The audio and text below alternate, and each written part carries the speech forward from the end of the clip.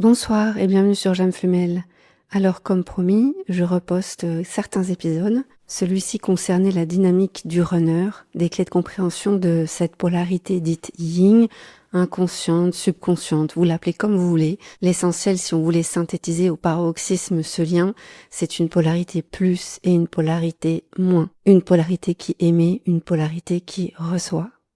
On pourrait utiliser toutes les métaphores du monde, que ça soit une polarité noire, une polarité blanche, une claire, une obscure, une solaire et une lunaire, une masculine, une féminine. L'essentiel est de retenir que c'est un lien qui image l'illusion de la division et donc de ce qui nous polarise. Ne vous concentrez donc pas sur les mots ni la forme qu'ils prennent, mais plutôt sur le sens profond et la nature même de ce lien dont il ne faut retenir que l'union. Le principe trinitaire de l'union en soi, à l'autre et à Dieu. Que vous soyez ou pas dans ce lien de gémellité d'âme, il reprend des principes d'ordre universel concernant la psychologie des couples polarisés et chacun peut donc s'y retrouver. J'avais à l'époque fait 3 épisodes autour de cette thématique du runner, je les ai synthétisés en un seul, beaucoup plus complet, mais surtout plus clair et plus succinct. Il est destiné à des personnes en début de parcours d'évolution personnelle qui cherchent des clés de compréhension, qui passent donc par le mental. C'est une étape obligatoire, mais qui passe heureusement très rapidement. Pour ceux qui voudraient approfondir ce sujet, je vous invite à réécouter Le runner ou l'hypersensible introverti, qui propose une lecture moins binaire et dualiste. Je vous mets pour ceux que ça intéresse le lien sous mon audio. Belle écoute et à très vite. Au revoir. J'espère que si vous m'écoutez, vous prenez soin d'écouter aussi bien les capsules dédiées aux âmes jumelles et aux âmes éveillées parce que elles vont toutes dans un même sens qui est celui de notre évolution personnelle. Les clés que vous pourrez trouver dans les audios que je dédicace aux âmes éveillées sont des clés qui sont certainement dédiées à l'usage et l'utilité des flammes jumelles. Évidemment, en début de parcours, il est plus facile d'aller directement pêcher le poisson là où les eaux vous paraissent le plus claires. Quand vous voyez dans le titre Flammes jumelles, vous allez les écouter, mais vous allez voir que la réponse n'est pas dans ces vidéos, mais dans toutes les autres. Et ça, vous allez le découvrir progressivement. Alors, je sais que ça peut paraître un peu rébarbatif, que je vais réutiliser souvent les mêmes termes, les mêmes phrases qui viennent de manière redondante tout au long de mes audios, mais plus vous les entendrez, plus vous les comprendrez, plus vous les intégrerez. Et c'est ce fameux temps d'intégration qui est nécessaire à la compréhension des choses. Alors voilà, 2 polarités bien distinctes, comme peuvent l'être 2 aimants, ou tout du moins un aimant qu'on aurait coupé en 2. Un aimant qu'on a coupé en 2, c'est un aimant avec une polarité positive et une polarité négative. On a 2 aimants à chaque fois avec une polarité positive et une polarité négative. On n'a pas un aimant moins et un aimant plus. On n'a pas un aimant positif et un aimant négatif. C'est pour ça que ces 2 polarités yin et yang portent en chacune d'elles une partie du yin et une partie du yang. Vous voyez bien, quand vous voyez le symbole yin et yang, que vous avez cette partie noire qui englobe ce petit point blanc et cette partie blanche qui englobe ce petit point noir. 2 aimants avec 2 polarités. Seulement, il y en a une plus petite qu'une autre. Le yin est un yin dominant, le yang est un yang dominant. C'est pas 2 polarités totalement tranchées. Ce sont vraiment 2 entités avec une prédominance d'un yang et d'un yin. Tout l'enjeu de ce parcours de flammes jumelles, c'est de rééquilibrer en nous ce yin et ce yang, cette polarité positive et négative qui existe déjà en nous, qu'il faut juste réajuster. Quand on prend 2 particules infimes d'un aimant qu'on sépare d'un bout à l'autre de la planète, on se rend compte qu'elles interagissent. C'est ce qu'on appelle le phénomène d'intrication. C'est important que vous soyez au courant de ce que scientifiquement on a découvert sur ces phénomènes d'intrication entre 2 particules infimes d'aimants qu'on a séparés même d'un bout à l'autre de la planète. Il y a toujours une interaction, quelle que soit la distance entre ces 2 particules d'aimants. C'est totalement cette situation qu'on retrouve au sein même de ces flammes jumelles. Elles peuvent être à l'opposé chacune l'une et l'autre de la planète Terre. Elles peuvent être antagonistes et totalement à l'opposé dans leur façon d'être, dans leur choix de vie, dans leur couleur, religion, âge, sexe, que vous voulez. Elles interagissent l'une avec l'autre, quoi qu'il arrive. C'est bien pour ça qu'un lien entre deux flammes jumelles est indéfectible, de la même façon qu'on ne peut empêcher un phénomène d'intrication entre deux particules d'aimant. C'est exactement le même phénomène. Donc dans ce lien d'âme jumelle, on a bien deux polarités, une polarité prédominante yin, une polarité prédominante yang, un runner et un chaser, avec chacun et chacune des caractéristiques qui lui sont propres et dans laquelle on se reconnaît. La polarité yin porte l'enfant en soi. La polarité yang porte l'adulte en soi. Je ne vais pas revenir sur ces caractéristiques, mais elles sont fondamentales. La polarité yin a une structure relationnelle totalement horizontale. Elle met les personnes de son entourage, de son relationnel proche et éloigné, sur un même niveau. Contrairement à la polarité yang, qui a une structure relationnelle pyramidale, où elle va mettre tout en haut de sa pyramide son runner, sa polarité yin, et tout le reste suivra. Enfants, famille, amis, etc. On a chez la polarité yin une notion de temps qui est quasi inexistante. Le temps n'a pas d'importance pour le runner. Il a une sensation que le temps est une notion malléable, le temps coule de source. Il n'a pas la notion du temps qui passe. Contrairement à l'omniprésence de la notion de temps chez la polarité yang. L'impatience du chaser, elle est totalement liée à cette omniprésence de cette notion en lui. Le temps qui passe est insupportable pour un chaser. La polarité yin porte ce qu'on appelle un faux self. Depuis toute petite, elle porte un masque pour plaire à son entourage, pour s'adapter en permanence aux autres. Le yang, lui, il est dans le contrôle. Ce qui détermine le comportement du yang, c'est son comportement contrôlant. Si vous retournez le miroir vous-même, vous allez voir que tout dans cette relation avec votre autre est contrôlant. Tout. C'est ça qui fait fuir votre polarité yin. Dans les oppositions yin et yang, on a aussi, du côté du yin, une structure relationnelle totalement égotique. Il multiplie le relationnel, dont il dépend. Le runner dépend de l'avis et du jugement des autres. Il dépend de la validation de sa sphère relationnelle égotique entre guillemets pour avancer dans sa vie. Le yang ne comprend pas pourquoi son yin évolue dans ce schéma relationnel. Il ne comprend pas parce qu'il voit l'âme de son yin. A contrario, la polarité yang est plus un solitaire. Il est plus dans l'autonomie. Il a un rapport avec les autres différent. Il est plus en retrait avec les autres. Il a plus de mal à construire une amitié ou un rapport avec autrui. Il est plus méfiant. Il a moins d'amis, moins de relationnel que son yin. Il est plus au sein de sa famille et des amis solides, de longue date, de jeunesse, sur lesquels il peut se reposer. Il a besoin de sa structure, sa base pyramidale bien solide. Il a besoin d'une structure relationnelle bien cadrée. Ensuite, une différence entre le yin et le yang au niveau de l'expression des émotions. Le yin, lui, ses émotions, il les intériorise. Il ne sait pas les exprimer. Les émotions du runner sont tournées vers son intérieur. Du côté du chaser, c'est tout le contraire. Le yang est dans l'expression de ses émotions, voire la surexpression de ses émotions. Limite, il en fait trop parce que ça devient un besoin. Il a besoin de s'exprimer, il a besoin d'extérioriser, il a besoin de parler, il a besoin d'écrire. Alors je parle en début de parcours, mais ça va vous parler. La voie du milieu, c'est rééquilibrage entre ces deux façons d'exprimer ses émotions.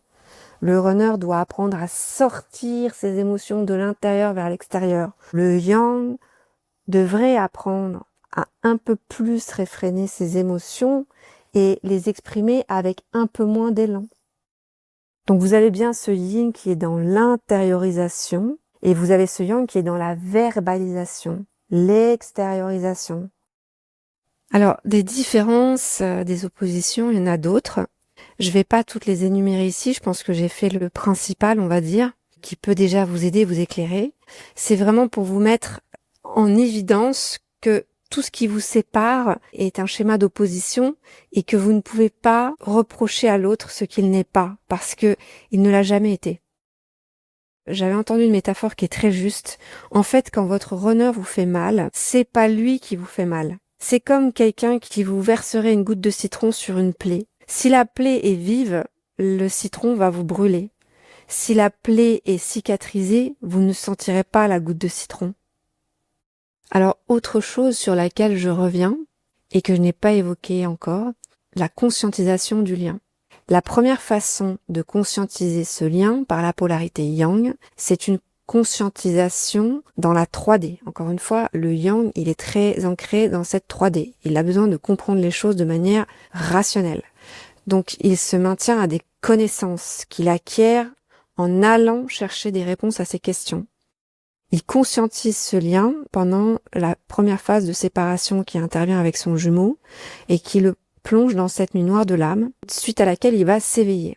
Et suite à cet éveil, en ce qui me concerne, on découvre ce lien d'âme jumelle. J'ai noté que lui avait conscientisé ce lien dès la reconnexion avec moi, mais qu'il n'arrivait pas à verbaliser ou le comprendre de manière concrète. Donc je pense que le yang a besoin de se sécuriser au travers de connaissances extérieures. Le yin, lui, est dans le ressenti. Il conscientise ce lien dès la reconnexion avec sa flamme jumelle.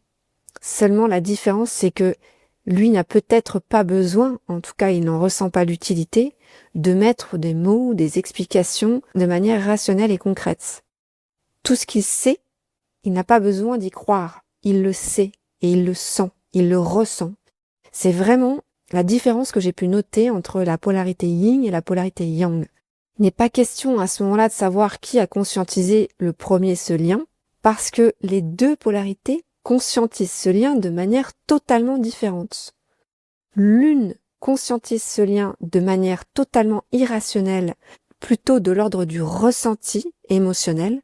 L'autre a besoin en tout cas conscientisera ce lien au travers des réponses qu'elle va chercher à ces questionnements de manière beaucoup plus rationnelle. D'où l'inutilité de la part de la polarité yang de vouloir absolument faire conscientiser ce lien de flamme jumelle à sa polarité yin. Parce que de toute façon, là où vous, ça vous rassure de trouver des mots, sachez que lui, ça va peut-être même l'effrayer, parce qu'il n'a pas besoin de ces mots pour comprendre. Il n'a pas besoin de ces mots pour ressentir. Il est beaucoup plus spirituel. Il est beaucoup plus éveillé à ce lien que nous, finalement. Ayez bien conscience que ça ne sert à rien d'essayer absolument de faire comprendre ce lien à votre jumeau. Il l'a déjà compris, il le sait, il le ressent. La seule différence, c'est que lui n'a pas besoin d'y apposer des mots, des adjectifs, des explications et des termes comme celui de flamme jumelle. Ça n'est pas utile et ça ne changera rien si vous essayez de forcer les choses. Vraiment, ça ne changera rien. Et enfin, pour revenir aux dépendances affectives, j'ai évoqué la dépendance affective relationnelle de la polarité yin dans ce besoin de validation de sa sphère relationnelle. Il faut savoir que la polarité yin est en constante adaptation à l'autre. Elle a très peur d'être jugée, elle ajuste son masque faux self en fonction de qui elle a en face d'elle. C'est un besoin de validation de la part des autres, alors que le yang, lui, il a beaucoup plus de mal à s'adapter aux autres. Par contre, il va s'adapter plus facilement à un environnement et il est moins dans cette dépendance affective à autrui. Donc quand je dis que la polarité yang a de manière générale beaucoup guéri de ses dépendances affectives lors de ses relations amoureuses précédant sa reconnexion avec sa flamme jumelle, lorsqu'il découvre ce lien d'âme, lui qui pensait être sorti de l'amour sacrificiel dans lequel il baignait depuis toujours, il est même lui-même interpellé de retomber dans ses anciens travers. Dès qu'il sent qu'il est dans le sacrificiel avec autrui, notamment avec son jumeau, et qu'il retombe dans ces travers de dépendance affective, ça l'insupporte. Vraiment, c'est viscéral ce que je suis en train de dire. Et ça, c'est quelque chose qu'on retrouve vraiment chez beaucoup de polarité yang. Alors à présent, je reviens sur le sujet des vases communicants. Alors, on est un peu dans le brouillard, on avance à tâtons, on ne connaît pas forcément encore la nature de ce lien de flamme jumelle, qu'on n'a pas encore conscientisé en tout cas. On va se rendre compte, au travers de nos interactions avec notre jumeau, de beaucoup d'actions qu'on entreprend et qui provoquent une réaction chez notre autre. Ces actions yang et réactions yin, ou inversement, sont totalement dictées par la peur. C'est vraiment le détachement par rapport à cette peur qui fait avancer le lien. Donc tant qu'on est dans la peur d'un côté comme de l'autre, le lien est en stagnation. Alors quelques exemples pour illustrer le principe des vases communicants. Quand la polarité yang est contrôlée par la notion de temps, comme je disais tout à l'heure, elle est dans l'impatience. Impatience de recevoir des nouvelles de son autre. Impatience lorsqu'elle est face à un silence, un déni. Impatience de retrouver son autre physiquement. Ce genre d'impatience qui va ressurgir, c'est quelque chose de douloureux parce que on a l'impression d'être un lion en cage, on tourne en rond, on est face à un mur et c'est extrêmement difficile parce qu'on a des peurs profondes qui ressurgissent et qui nous mettent extrêmement mal à l'aise parce qu'on a bien conscience que quelque chose ne tourne pas rond. D'où peut-on se mettre dans un tel état de ne pas recevoir une réponse de la part de notre autre? Explorez un peu vos réactions face au silence de votre autre et vous allez voir que c'est totalement infondé et irrationnel. Posez-vous la question. Regardez de quoi vous avez l'air quand vous regardez compulsivement votre téléphone en attendant une réponse ou en attendant un signe. Posez-vous la question. Alors bien évidemment, cette peur du yang provoque une réaction chez le yin. La réaction, c'est qu'il va tarder à revenir dans le lien. Il va tarder à vous répondre. Il va tarder à vous faire un signe.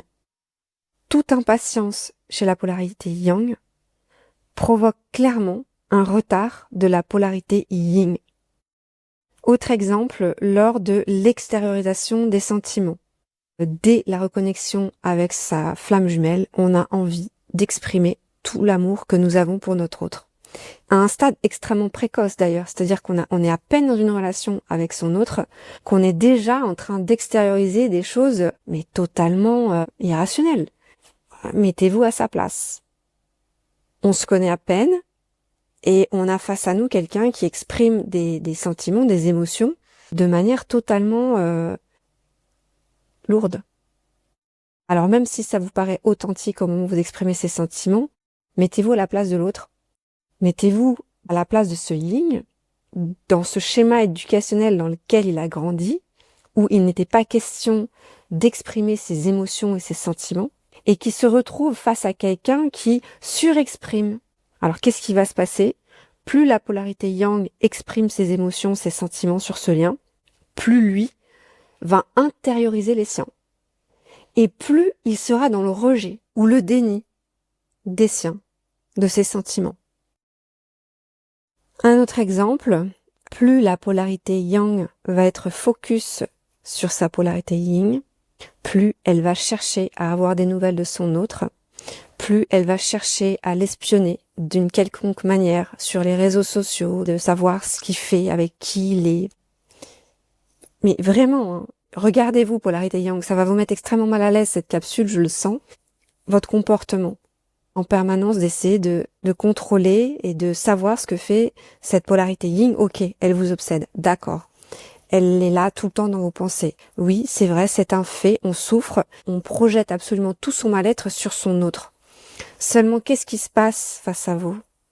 Vous avez la polarité yin qui ressent tout énergétiquement, donc qui va ressentir que toute votre énergie est focus sur lui. Vous n'avez même pas besoin d'être là physiquement, il va ressentir que vous le regardez, que vous attendez quelque chose de lui, que vous êtes concentré sur ce qu'il fait, vous l'espionnez, plus il va fuir.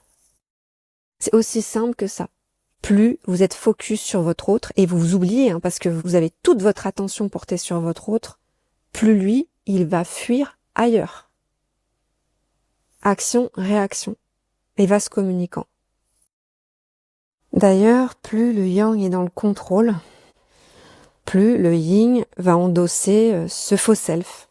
Ça peut être le contrôle qu'on a toujours exercé face aux autres dans nos vies, dans nos interactions relationnelles. amoureuse notamment. Quand il est question de quelque chose qui fait ressurgir des peurs profondes dans notre lien à autrui parce qu'on a tout simplement peur de le perdre, on va être dans le contrôle. Donc on va poser des questions en attendant une réaction de l'autre. On va tricher, on va s'exprimer en essayant de recevoir quelque chose de l'autre. On va se positionner en tant que victime pour essayer d'avoir l'autre qui se positionnera en sauveur par rapport à nous. On va simuler, voilà, qu'on n'est pas bien, etc. pour attirer la bienveillance de son autre. On va détourner, en fait, dans nos échanges avec son autre, des vérités et retourner à notre avantage pour attirer une attention quelconque de notre autre. Ça, c'est être dans le contrôle. À partir du moment où nos interactions, elles sont dans le contrôle parce qu'on attend quelque chose, notamment une attention de son autre, plus lui, au lieu de réagir en sauveur quand on va se positionner en victime, il va faire absolument l'opposé de ce qu'on attendait qu'il fasse. Chaque fois qu'on va tester un subterfuge en attendant une réaction, une attention de notre autre, on va avoir l'extrême opposé de ce à quoi on s'attendait. Exemple, face au premier rejet de sa polarité yin, il sait que son autre l'aime, mais il voit face à lui un mur de déni, de rejet. Alors il va couper avec son runner, il va essayer de dire, si lui il fait ça, moi je vais faire ça aussi. Ça va bien le faire réagir à un moment donné. Il va bien prendre de mes nouvelles ou il va se demander ce qui se passe, pourquoi je réagis plus. On va avoir absolument l'opposé de ce qu'on pensait. Plus on va fuir le lien, plus l'autre va fuir. Il va encore plus fermer, la communication avec nous. Une erreur qu'on a tous fait, essayer de rendre notre autre polarité jaloux ou jalouse. Plus vous allez faire ça pour contrôler l'autre, le faire réagir, plus il va fuir. Il va vraiment larguer les amarres. Il n'y aura pas de réaction, il va juste se casser. Donc je suis assez rude là sur mes propos, mais c'est vraiment pour vous faire prendre conscience que chaque action de votre part a un effet de vase communicant sur votre autre. Chaque action de votre part qui est dictée par vos peurs, vos doutes, votre ego, qui n'est pas en accord avec votre âme, n'est pas alignée avec vous-même, plus l'autre s'en va. C'est rude ce que je vous fais prendre conscience maintenant, surtout les personnes qui seront en début de parcours, mais c'est très important que vous le compreniez. Qu'au moins vous compreniez que ce n'est pas du tout la bonne route à prendre. Mais alors pas du tout. Autre exemple, plus vous allez manifester le besoin de votre autre, vous avez besoin de lui, moins il va être attiré. Plus il va encore prendre la fuite. Ça n'est absolument pas possible d'évoquer un quelconque besoin de son autre. On retombe de nouveau dans les dépendances affectives à un stade avancé du parcours. Ensuite, le jugement.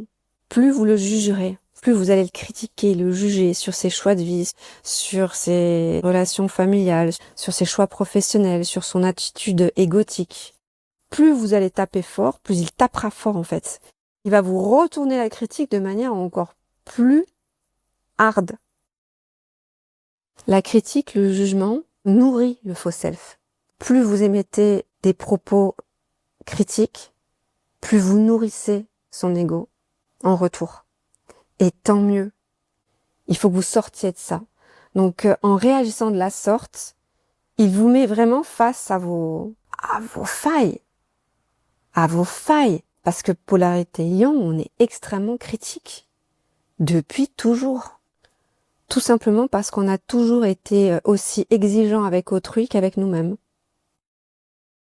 Un autre point assez éloquent dans cet effet de vase communicant, quand la polarité yang se positionne en tant que sauveur et se préoccupe de son jumeau.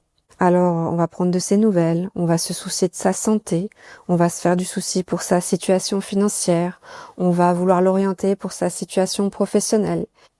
Aide qu'il ne nous aura pas demandé. Alors pourquoi vouloir en permanence aider les autres, vouloir sauver les autres, si ce n'est qu'en espérant quelque chose en retour.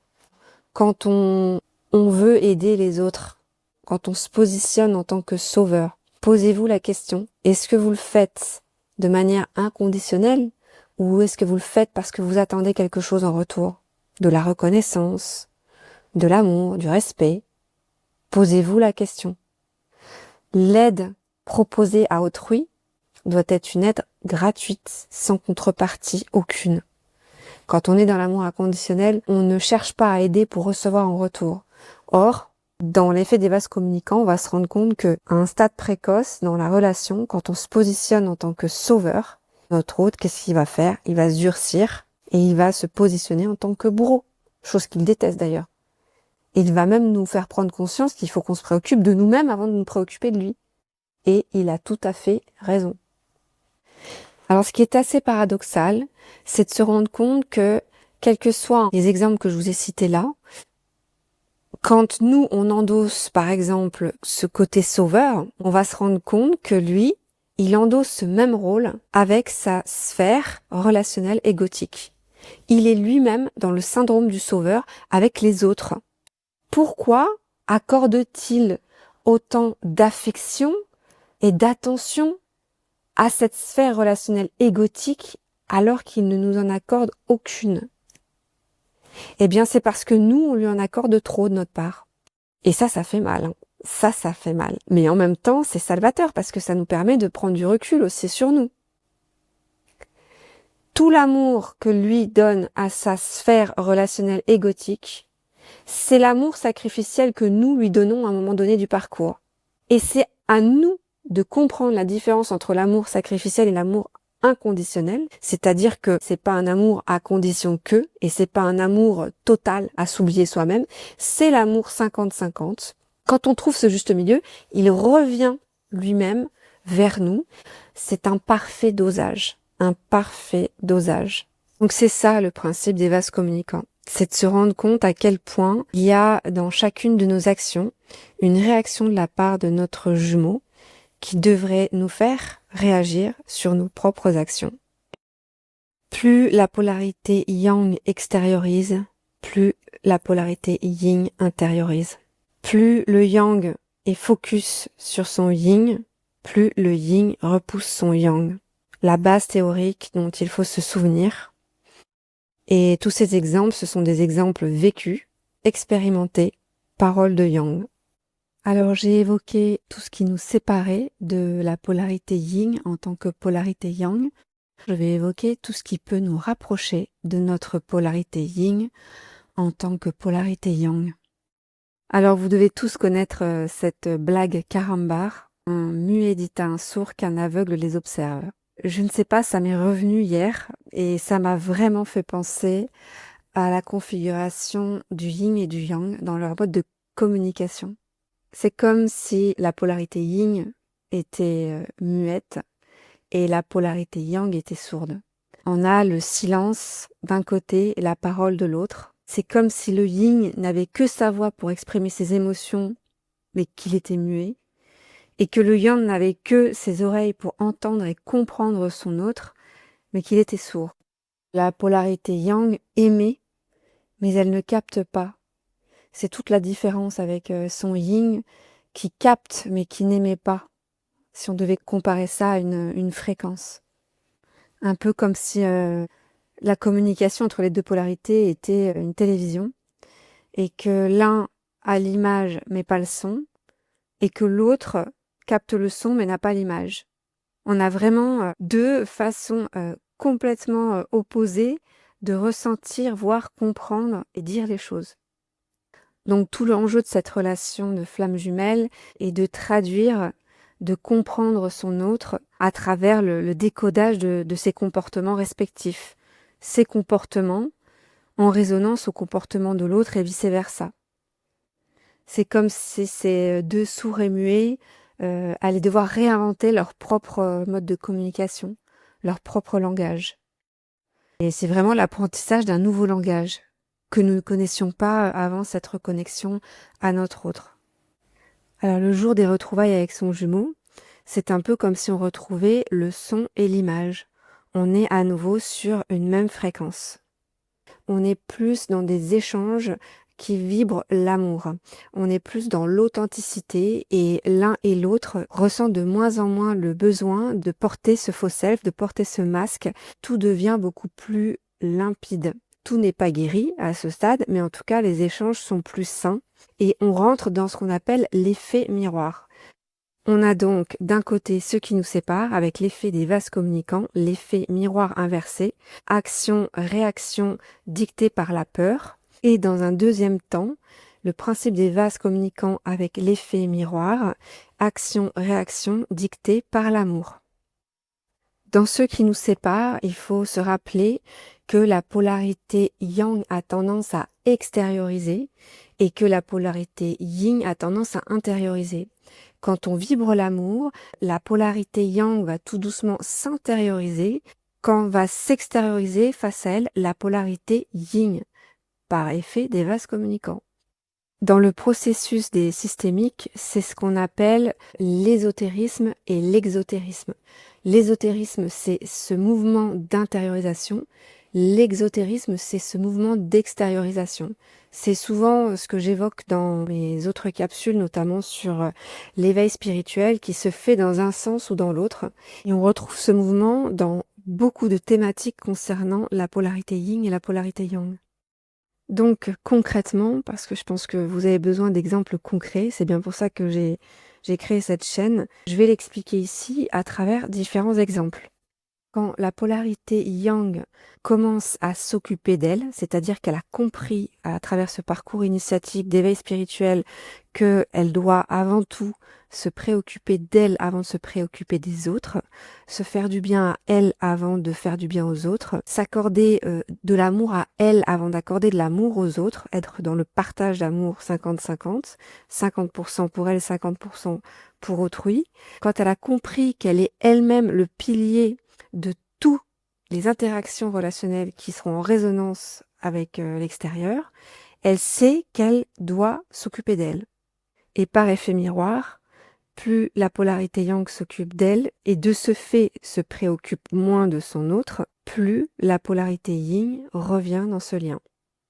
Toute l'énergie et tout l'amour qu'elle donnait à son autre dans la première partie de parcours, le jour où elle a compris qu'il faut qu'elle se l'accorde à elle-même, c'est le jour où son yin revient dans le lien, par résonance, par effet miroir. Concernant l'authenticité dans les interactions yin et yang, plus la polarité yang va lâcher son côté contrôlant, son masque contrôlant, plus la polarité yin va faire tomber le masque de son faux self. C'est vraiment surprenant lors des échanges entre l'un et l'autre de voir à quel point les efforts d'authenticité de l'un amènent en face de lui à retrouver l'authenticité de l'autre.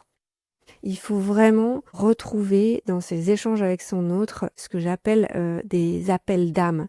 C'est-à-dire qu'on va plus communiquer en attendant quoi que ce soit. On va pas communiquer en espérant quoi que ce soit. On communique comme un appel.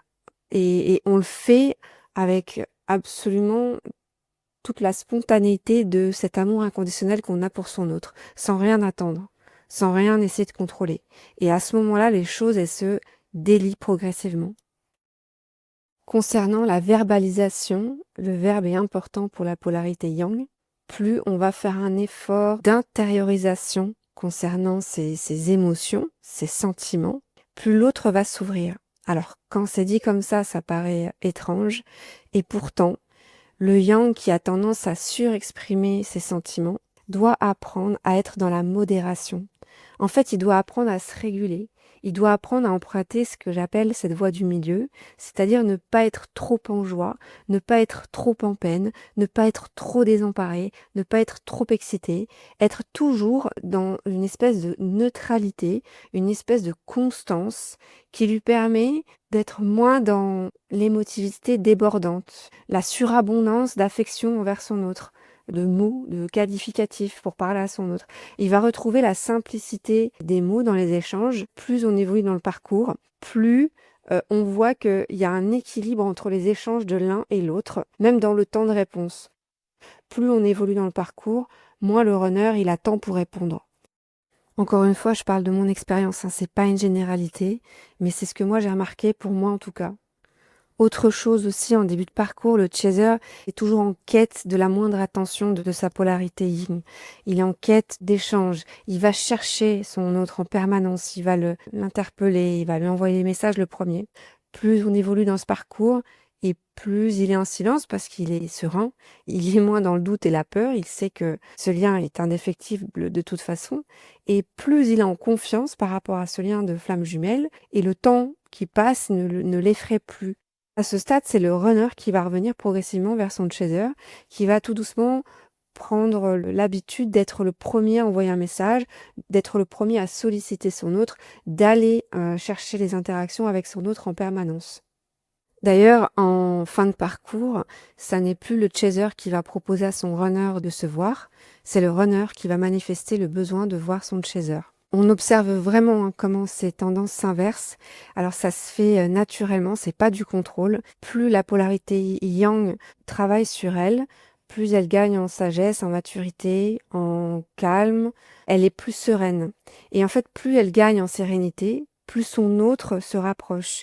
Mais c'est pas quelque chose de contrôlant. Faut pas forcer, faut pas essayer de devenir ce yang que je décris là. C'est-à-dire qu'on le devient naturellement. C'est quelque chose qui se fait naturellement. C'est à force de travailler ces conscientisations-là autour de nous, dans nos vies respectives, que les choses se facilitent dans le lien et les interactions avec son jumeau d'âme. Pour en revenir à la notion d'ésotérisme, exotérisme, par exemple, la polarité yang va guérir ses blessures en elle, ses blessures d'âme, ses peurs les plus profondes. Elle va faire un travail intérieur. Quand en face d'elle, par effet miroir, la polarité yin va élaborer, lui, il va travailler dans son environnement extérieur. Lui, l'intérieur, il en a conscience déjà. Il est déjà tourné vers l'intérieur. Mais tout le challenge pour lui, ça va être d'extérioriser ce matériel traumatique, de l'élaborer au travers ses structures relationnelles extérieures, au travers son environnement extérieur. Le runner fait un travail de l'intérieur vers l'extérieur, le chaser fait un travail de l'extérieur vers l'intérieur. Quand on parle de matériel traumatique, de charge énergétique lourde, la polarité yang va élaborer ce matériel traumatique dans son système relationnel dit souple. C'est son système de cœur, comme Adeline Gardinier l'appelle. La base de sa structure pyramidale, c'est ses amis, sa famille, ses proches. Et en effet miroir, sa polarité yin, elle, va élaborer son matériel traumatique dans son système relationnel égotique. En gros, plus la polarité yang arrive à travailler dans ses relations autour d'elle, ses interactions autour d'elle, avec ses proches, en s'affirmant notamment, en posant un cadre, en affirmant ses choix de vie, son mode de fonctionnement, en ne se soumettant plus aux sphères abusives et toxiques, tout ça avec amour pour elle et amour des autres, bienveillance et respect, plus, par effet miroir, son autre va s'imposer aussi au sein de ces structures environnementales et relationnelles égotiques. Il va de la même manière s'affirmer, poser un cadre et s'exprimer avec plus d'authenticité, moins peur d'être lui-même, assumer des choix de vie qui sont plus en alignement avec qui il est réellement, sans avoir peur d'être jugé, sans avoir peur du regard d'autrui. C'est pourquoi les flammes jumelles qui sont en séparation depuis longtemps, qui n'ont pas de contact avec leur autre, qui ne le voient pas, et qui sont dans la crainte que leur autre n'évolue pas de son côté, n'ayez crainte.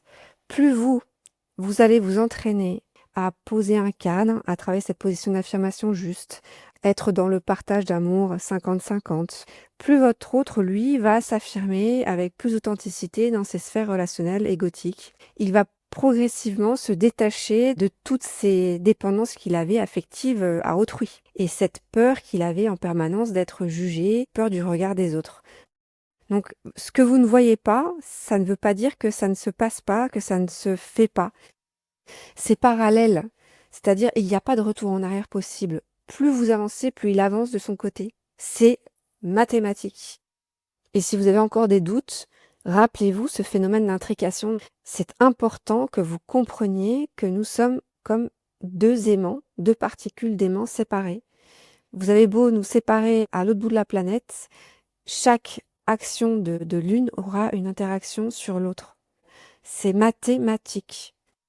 Et pour les autres qui seraient encore en interaction avec leur autre tout au long du parcours, n'oubliez pas qu'il s'agit d'un exercice. Chaque interaction, c'est comme un élastique. On avance progressivement vers son autre, on s'expose à une peur, on la digère, on se retire le temps de digérer cette peur et on y retourne. Et ça doit se faire de manière graduelle. De la même manière qu'on expose quelqu'un à ses peurs les plus profondes, à une phobie, on va guérir progressivement. On va pas exposer quelqu'un qui a le vertige en haut d'une falaise. On va pas l'exposer à sa phobie de manière brutale. Elle va faire un arrêt cardiaque.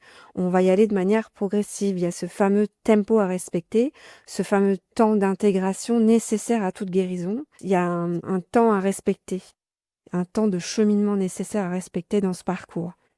Donc l'exposition à ces peurs les plus profondes, ça vient de manière évolutive, tranquille, crescendo. Alors toujours lors de nos interactions avec notre autre, face à une manifestation de l'ego de son jumeau, de son faux self, on se doit, polarité yang, de poser des limites, de dire stop, toujours dans le respect et la bienveillance. Mais ce stop est nécessaire. Si votre jumeau, par exemple, vous propose de rester ami avec vous, et que ce n'est pas quelque chose qui vous semble juste parce que vous savez très bien qu'il s'agit d'amour, vous n'allez pas lui dire on reste amis. Si il vous met dans la catégorie sex friend, pareil, à un moment donné, vous allez lui dire non. Vous allez vous affirmer, poser des limites. Et face à cette affirmation de votre part, face à cette pose de limite qui est saine, qui est faite avec respect et bienveillance, il est attiré par cette polarité yang qui reste sereine et constante face à la manifestation de son faux self. Par cette polarité yang qui se respecte, qui s'affirme face à ce lien, cet amour qu'elle a pour lui. Quand on s'affirme et qu'on pose un cadre face à son jumeau, qu'on dit stop à ces manifestations égotiques et faux self, il est attiré par nous. Enfin, une dernière chose, et pas des moindres. Quand vous voyez qu'il s'exprime avec colère ou avec déni ou dans la défiance et qu'il a des propos qui ne résonnent absolument pas avec ce que vous connaissez de son âme en tout cas, ne surenchérissez surtout pas. Ne rentrez pas dans un jeu qui ne fera qu'alimenter cette charge négative, ce matériel traumatique. Tout ce que vous avez à faire quand ces phases-là interviennent, vous allez le remarquer très vite, il n'est plus le même, il n'a pas la même intonation dans sa voix. Vous restez de marbre, vous restez neutre, vous restez factuel, vous avez des réponses fermes, mais posées, calmes, sans vous énerver, et vous vous retirez. Vous vous retirez soit de la conversation, soit de l'échange avec lui. Mais c'est très important de rester neutre à ces moments-là, de rester dans des réponses factuelles. On se met en retrait et on prend un temps de silence nécessaire. Et vous vous préservez vous-même et lui-même de cette décharge émotionnelle trop forte. Vous rééquilibrez les choses. Vous permettez à vos deux polarités de reprendre un petit peu d'espace pour revenir plus tard dans l'échange ou la conversation. Mais surtout, ne tombez pas dans la suralimentation de cet ego blessé. Laissez-le s'exprimer et quelles que soient les émotions que ça provoque en vous, analysez ça avec un petit peu de hauteur et d'objectivité et prenez le large. Vraiment, vous prenez une inspiration et vous revenez plus tard dans ce lien. Une phase de retrait est vraiment nécessaire. Donc le but de cet effet miroir, c'est de comprendre que tout l'amour que le yang ressent pour son yin, il doit se le donner à lui-même. C'est pas un détachement, c'est un attachement à soi-même, c'est se rattacher à soi-même.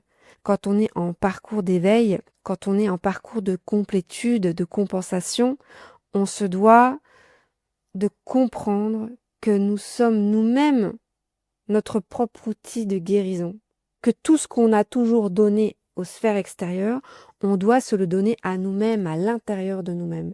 Il y a vraiment ce mouvement-là d'extérieur vers l'intérieur de la polarité yang qui va permettre au yin de s'ouvrir progressivement. Plus il voit son jumeau en amour pour lui, plus il voit son jumeau qui se respecte, qui est confiant face à ce lien, plus lui va s'ouvrir. Plus lui va commencer à extérioriser ses sentiments, à extérioriser son ressenti. Il n'aura plus peur de manifester son amour à son autre parce qu'il n'aura plus peur du rejet. Il sera en confiance face à un autre plus stable et plus serein. Et c'est important d'y travailler chaque jour. Chaque jour, vous avez l'opportunité de travailler avec vos enfants, avec vos voisins, avec vos parents, avec vos amis proches. Si vous n'avez pas l'occasion de le faire avec votre jumeau, faites-le avec les autres. Alors voilà pour ce soir, en espérant que ce dernier volet concernant la communication et les interactions avec le runner vous aura aidé. Le but étant de ne pas écouter et réécouter ces capsules. Le but étant d'en prendre note et d'actionner ces outils dans vos vies respectives. Expérimentez ce dont je vous parle.